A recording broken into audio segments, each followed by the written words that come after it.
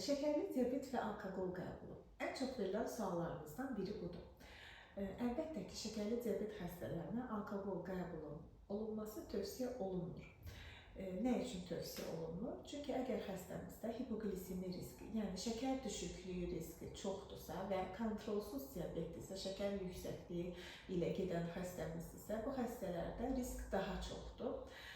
Nə risk ola bilər? Ürək qan damar sistemi xəstəlikləri, pankreatit ola bilər, qaraciyər yağlanması ola bilər, birdən-birə şəkərin düşməsi halı baş verə bilər. Ona görə də tövsiyə olunmur. Ancaq bu hallarımız yoxdursa, həftədə 2 dəfə 150 ml istifadə oluna bilər.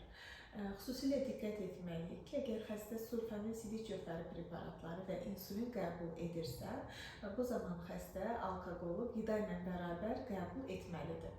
Və unutmayaq ki, alkoqol istifadəsi zamanı şəkər düşüklüyü və çəkinin artması ən çox gözlədiyimiz hallardandır.